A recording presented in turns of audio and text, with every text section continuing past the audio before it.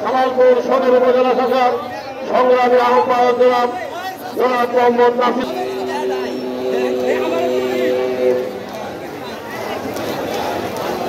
والتين والزيتون والبلد الأمين لقد خلقنا الإنسان في أحسن الله العظيم।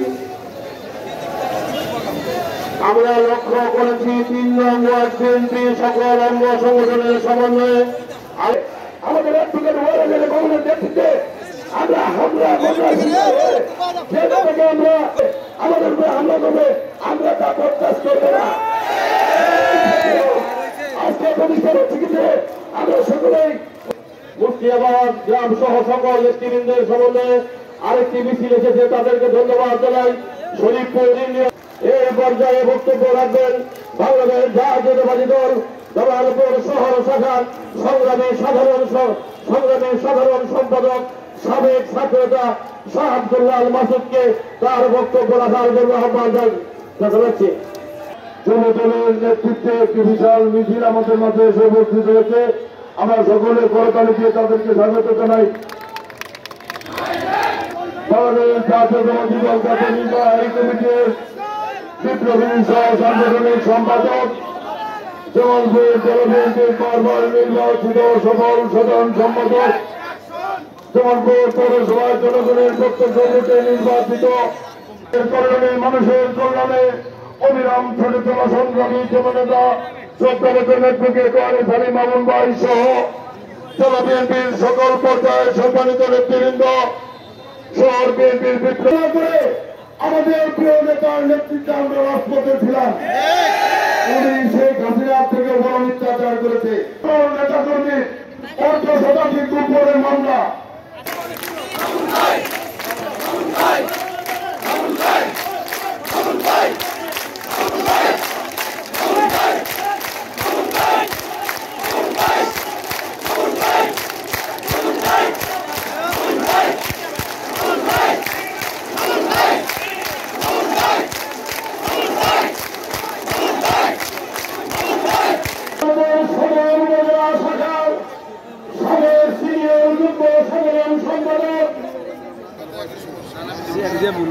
আমার এলাকায় একই সমস্যা।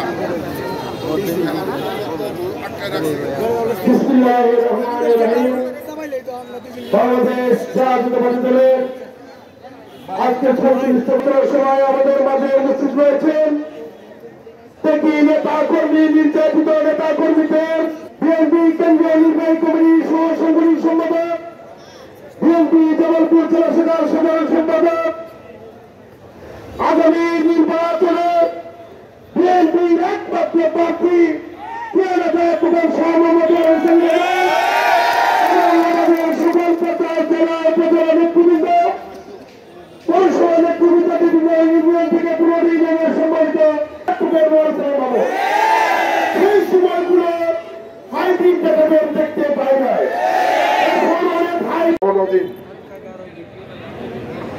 আজকে এই আনন্দ দিনে সঙ্গত কারণেই আমাদের আনন্দ উৎসব করার কথা।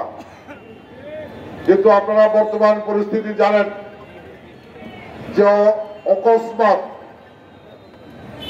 বাংলাদেশের কয়েকটি অঞ্চল, বিশেষ করে লক্ষ্মীপুর, নোয়াখালী, কুমিল্লা, সেই অঞ্চলগুলোতে আকস্মিক ভয়াবহ বন্যা জনজীবন বিপর্যস্ত করে ফেলেছে। এই বন্যা অসময়ে বন্যা, যে কারণে কোনো পূর্ব প্রস্তুতি না থাকার কারণে সেইখানে মানুষের জীবন অনেকটাই বিপর্যস্ত। ইতিমধ্যেই অনেকেই মারা গিয়েছেন। আমরা দেখেছি অনেকেই বন্যার্তদের সাহায্যার্থে গিয়েছিলেন ত্রাণ দিতে গিয়েও কয়েকজন মারা গিয়েছেন। অনেকেই অসুস্থ, যে কারণে বিএনপির ভারপ্রাপ্ত চেয়ারম্যানের নির্দেশে বিএনপি সমস্ত আনন্দ উৎসব পরিহার করে তাদের উদ্দেশ্যে আজকে সারা বাংলাদেশে বিএনপির দোয়া অনুষ্ঠানের আয়োজন করেছেন। আমরা জামালপুরে দোয়া অনুষ্ঠান আয়োজন করেছি। আমার বক্তব্যের পরপরই আমরা তাদের জন্য দোয়া করব।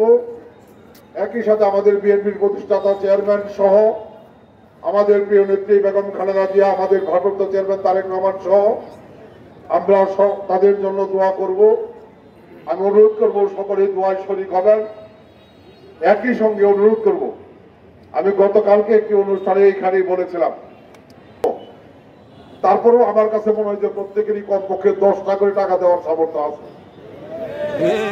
আমরা বন্যার্থদের সাহায্যার্থে এই অনুষ্ঠানের পরে আমাদের 4টি বাক্স থাকবে।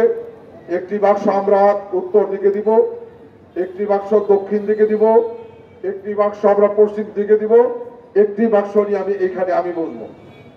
আমি অনুরোধ করবো যে দলের নেতা কর্মীরা যাদের যতটুকু সামর্থ্য আছে আপনারা সহযোগিতা করবেন। আমরা এই টাকা এর আগে আপনারা জানেন যে আমরা পূর্বাঞ্চলের 5টি ইউনিয়নের সমন্বয়ে যে কাজে আমি অনুরোধ করবো যে সবাই আপনারা অংশগ্রহণ করার চেষ্টা করবেন, সহযোগিতা করার চেষ্টা করবেন। দীর্ঘ বক্তৃতায় যাব না। বিএনপি এমন একটি দল যে এই দলটি এই দেশে সময়ের প্রয়োজনে, যুগের প্রয়োজনে, মানুষের প্রয়োজনে, দেশের প্রয়োজনে প্রতিষ্ঠা পেয়েছিল। কারণ এই দেশে এই দলের প্রতিষ্ঠাতা চেয়ারম্যান বীর মুক্তিযোদ্ধা শহীদ জিয়াউর রহমান স্বাধীনতা যুদ্ধের আগে কোন রাজনৈতিক নেতা ছিলেন না। স্বাধীনতা যুদ্ধের প্রাককালে এই জাতির মুক্তিকামী মানুষকে যখন শেখ মুজিবুর রহমান সাহেব মুক্তির সঠিক পথ, স্বাধীনতা যুদ্ধের পথ দেখাতে ব্যর্থ হয়েছিলেন, সেই সময় রাজনৈতিক নেতা না হয়েও জাতির মুক্তির প্রয়োজনে যিনি সঠিক পথ দেখাতে সক্ষম হয়েছিলেন, এই জাতির স্বাধীনতার জন্য স্বাধীনতা সংগ্রামের ঘোষণা দিয়ে জাতিকে স্বাধীনতার সংগ্রামে লিপ্ত করে দীর্ঘ 9 মাস শেখ মুজিবুর রহমান পাকিস্তানের কারাগারে ছিলেন। জিয়াউর রহমান রণাঙ্গনে জীবন বাজি রেখে সশস্ত্র যুদ্ধ করে নেতৃত্ব দিয়ে 30 লক্ষ মানুষের জীবনের বিনিময়ে, 2 লক্ষ মামুনের ইজ্জতের বিনিময়ে এই জাতির সবচেয়ে বড় অর্জন মহান স্বাধীনতা এনে দিয়েছিলেন। প্রিয় ভাই আমার, স্বাধীনতা পরবর্তী সময়ে 30 লক্ষ মানুষ যে স্বপ্ন নিয়ে এই দেশকে স্বাধীন করেছিলেন, জীবন দিয়েছিলেন, শেখ মুজিবুর রহমান সাহেব সেই 30 লক্ষ মানুষের জীবনের সাথে বিশ্বাসঘাতকতা করে, 2 লক্ষ মামুনের ইজ্জতের সাথে বেঈমানি করে নিজের পরিবারকে আজীবন ক্ষমতার মস্তদে রাখার বিপুল স্বপ্ন নিয়ে সমস্ত রাজনৈতিক দলকে নিষিদ্ধ ঘোষণা করে, গণতন্ত্রকে হত্যা করে, সংবাদপত্রের স্বাধীনতাকে হরণ করে, মানুষের কণ্ঠকে স্তব্ধ করে দিয়ে একদলীয় শাসন বাকশাল কায়েম করেছিলেন। জিয়াউর রহমান সময়ের প্রয়োজনে এদেশের রাষ্ট্রীয় ক্ষমতায় অধিষ্ঠিত হয়ে আবার এদেশের মানুষের মুক্তির জন্য জাতীয় সংসদে সেই একদলীয় শাসন ব্যবস্থা বাকশাল বিলুপ্ত করে বহুদলীয় গণতন্ত্র প্রবর্তন করেছিলেন। সকল সংবাদপত্রের স্বাধীনতাকে নিশ্চিত করেছিলেন, মানুষের গণতান্ত্রিক অধিকারকে নিশ্চিত করেছিলেন, মানুষের কথা বলার অধিকারকে নিশ্চিত করেছিলেন। জিয়াউর রহমান এই বাংলাদেশে শেখ মুজিবুর রহমানের দুর্ভিক্ষ পরায়ণ বাংলাদেশকে অর্থনৈতিকভাবে উন্নত সমৃদ্ধ বাংলাদেশে রূপান্তর করেছিলেন।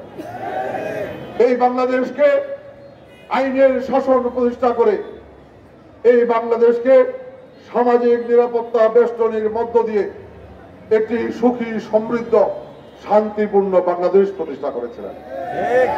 সেই জিয়াউর রহমানকে পরিকল্পিতভাবে হত্যা করা হয়েছিল বাংলাদেশের অগ্রযাত্রাকে ব্যাহত করার জন্য।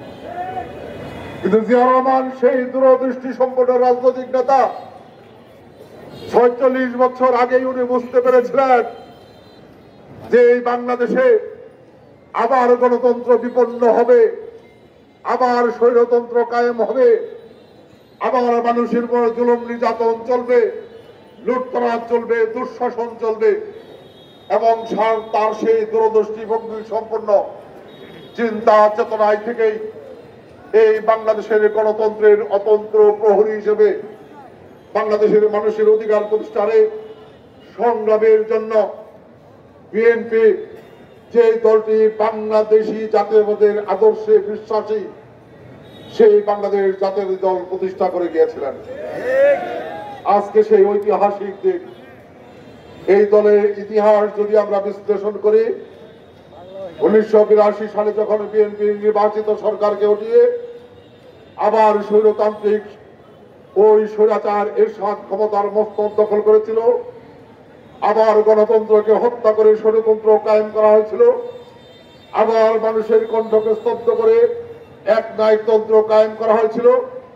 সেই সময় এই দেশের অবিসংবাদিত নেত্রী, যিনি গৃহিণী ছিলেন, সেই বেগম খালেদা জিয়া গৃহিণী থেকে বেরিয়ে এসে দীর্ঘ 8টি বছর এই দেশের মানুষের মুক্তির সংগ্রামের নেতৃত্ব দিয়েছেন। রাজপথে সশস্ত্র সংগ্রাম করে নেতৃত্ব দিয়ে একটি গণ অভ্যুত্থানের মধ্য দিয়ে 1990 সালে স্বৈরাচারের পতন ঘটিয়ে এই বাংলাদেশে গণতন্ত্রকে মুক্ত করে গণতন্ত্রের নেত্রী হিসেবে, আপসহীন নেত্রী হিসেবে ইতিহাসের পাতায় স্বর্ণাক্ষরে নাম লিখিয়েছিলেন। আমরা দেখেছি সেই 82 সাল থেকে 90 সালের আন্দোলনে পতিত স্বৈরাচার আওয়ামী লীগের সভানেত্রী শেখ হাসিনা, যিনি 1986 সালে চট্টগ্রামের লালদিঘির ময়দানে এই পরন্ত বিকেলে বক্তৃতা করেছিলেন, যারা এর স্বাদের অধীনে নির্বাচনে যাবে তারা জাতীয় বেঈমান হিসেবে চিহ্নিত হবে। পরন্ত বিকেলে বক্তৃতা করার পরেই ওই দিন বিকেলে সূর্য ডোবার পরে রাতের অন্ধকারে ওই তিনি এর স্বাদের অধীনে নির্বাচনে গিয়ে জাতীয় বেঈমানির খাতায় নাম লিখিয়েছিলেন। আমরা গর্ব করি, অহংকার করি, আমাদের নেত্রী বেগম খালেদা জিয়া 2006 সাল যখন আবার এদেশে গণতন্ত্রকে বিপন্ন করে -2 ফর্মুলা করে রাজনৈতিক নেতাদেরকে বাংলাদেশ থেকে বিতাড়িত করে আবার স্বৈরতন্ত্র কায়েমের সব গভীর ষড়যন্ত্র হয়েছিল। আমরা দেখেছি পতিত স্বৈরাচার শেখ হাসিনাকেও গ্রেপ্তার করা হয়েছিল। এদেশের যার নেতৃত্বে আজকে বাংলাদেশ আবার স্বৈরতন্ত্র মুক্ত বাংলাদেশ পেয়েছে, সেই তারেক রহমানকে অমানসিক নির্যাতন করে মেরে ফেলার গভীর ষড়যন্ত্র করা হয়েছিল। তার ছোট ভাই আরাফাত রহমান কুকুর উপর অমানসিক নির্যাতন করা হয়েছিল। বেগম খালেদা জিয়াকে প্রস্তাব দেওয়া হয়েছিল, বাংলাদেশ ছেড়ে চলে যান, তা না হলে আপনার 2 সন্তানকে হত্যা করা হবে। আমরা দেখেছি সেই দিন সেই অনির্বাচিত সরকার মহিউদ্দিন ফখরুদ্দিনের সাথে আঘাত করে আপতিত স্বৈরাচার আওয়ামী লীগ সভানেত্রী শেখ হাসিনা হঠাৎ করে হাতে মেহেদি লাগিয়ে চিকিৎসার নামে জেলখানা থেকে বেরিয়ে লন্ডন চলে গিয়েছিলেন। আমাদের অবিসংবাদিত বেগম খালেদা জিয়া তার 2 সন্তানকে মৃত্যুর মুখে রেখে ঘোষণা করেছিলেন, আমার বাংলাদেশের বাইরে কোনো ঠিকানা নাই, আমি বাঁচলেও বাংলাদেশে বাঁচবো, মরলেও বাংলাদেশে মরবো, বাংলাদেশ ছেড়ে আমি যাব না। বেগম খালেদা জিয়ার দৃঢ়চিত্ত নেতৃত্বের কারণে সেই দিন সেই অনির্বাচিত সরকারের ষড়যন্ত্র ব্যর্থ হয়েছিল, শেখ হাসিনা আবার বেহারের মতো বাংলাদেশে ফেরত এসেছিল। আমার গভীর ষড়যন্ত্রের মধ্য দিয়ে 2008 সালের নির্বাচনে শেখ হাসিনা রাষ্ট্রীয় ক্ষমতায় অধিষ্ঠিত হয়ে রাতের বেলা ঘুমের মধ্যে রেখে জনগণকে ধোঁকা দিয়ে আমি দামি নির্বাচনের নামে জনগণকে ধোঁকা দিয়ে ভোট কেন্দ্রের শিয়াল কুকুরের উপস্থিতিতে যে নির্বাচনগুলো হয়েছিল, সেই নির্বাচন দিয়ে টানা 17 বছর আওয়ামী লীগ ক্ষমতার মস্তক দখল করে রেখেছে। এই 17 বছরে লুটতরাজের মধ্য দিয়ে বাংলাদেশের অর্থনীতিকে পঙ্গু করে ফেলা হয়েছিল। উন্নয়নের নামে বাংলাদেশের মানুষকে ধোঁকা দিয়ে হাজার হাজার কোটি টাকা লুট করে বিদেশ পাচার করে আওয়ামী লীগের নেতারা নিজেদের জীবনের রাজনীতি করেন। এইভাবে মিথ্যা কথা আপনি বলবেন না। এই মিথ্যা কথা যাদের নিয়ে আপনি দল করতেছেন তারাও আপনাকে ঘৃণা করে, আর আজকে যারা আমরা ফেসবুক থেকে এই মিথ্যার বাণী দেখেছি, আমরা সকলেই আপনার এই বাণী আমরা ঘৃণা করি এবং তীব্র নিন্দা জানাই। সুতরাং আপনি আসেন আমাদের সাথে এসে দল করেন, মিথ্যা কথা বাদ দেন, ওয়ারেসেল মামুনের কাছ থেকে নেতৃত্ব শিখুন, কিভাবে রাজনীতি করতে তা আপনি জেনে যান। সকলকে ধন্যবাদ জানিয়ে আমি আমার বক্তব্য মধ্যে উনি 17 বছর করতে লুকায় থেকে এতদিন সাপের ভূমিকা অবতীর্ণ হয়েছে। সংগ্রামী নেতৃবৃন্দ, আপনাদেরকে হুঁশিয়ার করে বলতে চাই, এই সমস্ত নেতৃবৃন্দকে আপনারা ওইভাবেই দেখবেন। আর আমার নেতৃবৃন্দ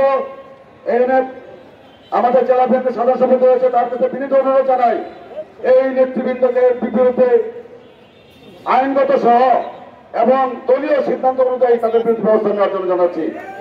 সকল নেতৃবৃন্দকে আগামী দিনে আজকে তিল তিল করে গড়ে তুলেছেন 17 বছর আমাদের প্রিয়তা মামুন ভাই, উনি এসে চলে বসবেন এত সোজা।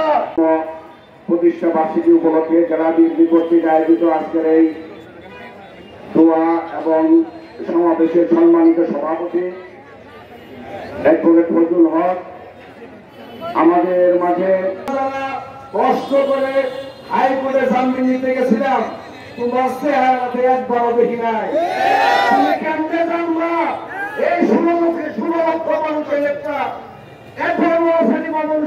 অনুসারীরা হাজার হাজার নেতা কর্মী এই 16 বছর 17 বছর ঘরে থাকতে পারে না, সঙ্গে ছেলেমেয়ের সঙ্গে ভাত খাইতে পারে না, সঙ্গে বাপ্পা বৃদ্ধ বাপ্পা খেদমত করতে পারে না।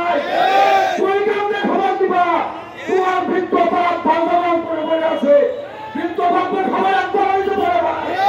তুমি এখানে কষ্ট হয়ে আবার দেখো আর 500 বছর আর 2000 টাকা করে কৃষক অনুদান দিছ, আমরা সাবধান করে দিতে চাই। এই 17 বছর ওয়ারেসেল মামুন জামালপুর সদর আসনকে সাজাইছে, কোন প্রকার কোন বাধা শান্তিটাকে জামালপুরে ঢুকতে দেব না ইনশাআল্লাহ। আমরা এই জামালপুর সদরে যারা আছেন সাবধান থাকবেন, আপনারা সচেতন থাকবেন। এক প্রকার ওয়ারেসেল মামুনের সঙ্গে এক প্রকার আলোচনা করিয়া দাও। রব্বুল আলামিন ছাত্র জনতার আন্দোলনে যারা শাহাদাত বরণ করেছে তাদেরকে তুমি মাফ করিয়া দাও। যারা স্বজন হারিয়েছে তাদেরকে সবরে জামিন ইখতিয়ার করার তৌফিক দান করো। আল্লাহ দেশ নেত্রীকে তুমি সুস্থতা দান করো। আয় আল্লাহ আগামী রাষ্ট্রনায়ক জনাব তারেক রহমানকে সুস্থতা দান করো। আল্লাহ বীরের বেশে দেশে ফিরে আসার তৌফিক দান করো।